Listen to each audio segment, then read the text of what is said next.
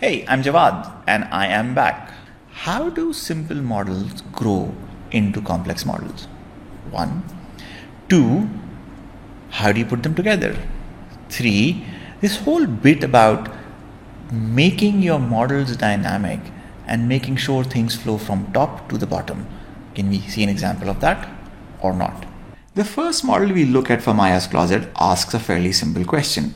What would it take to cross $26,000 in sales for the full year? It's based on a simple sales funnel which drives off our traditional conventional sales funnel for an e-commerce site. So the number of search impressions basically feed into click-through rates. Click-through rates give you clicks. Clicks together with conversion rates give you orders, and orders multiplied by ticket size will give you your total sales. Work through this example that's in front of us. 13 million impressions in total at a CTR of say roughly about 4% will give you 370,000 clicks. Conversion rate of 0.18% will give you 665 orders, and a ticket size of $39 on average will give you total revenues of about $26,000.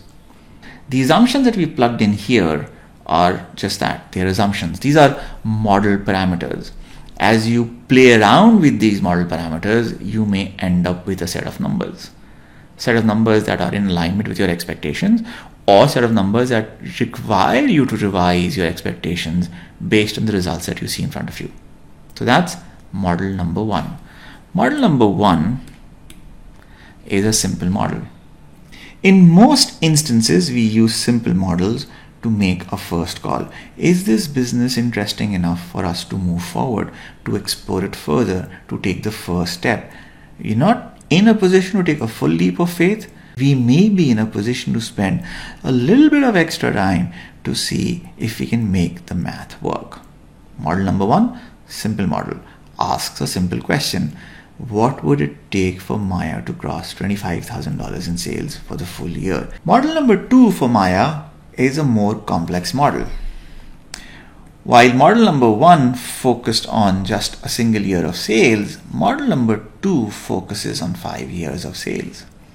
It then uses the same sales funnel, which gives you a set of orders and a predicted order size, takes that input and converts that into a full-blown P&L, a profit and loss statement for Maya. Model number three is a financial model with multiple submodels. The very first submodel in model number three is your traffic model.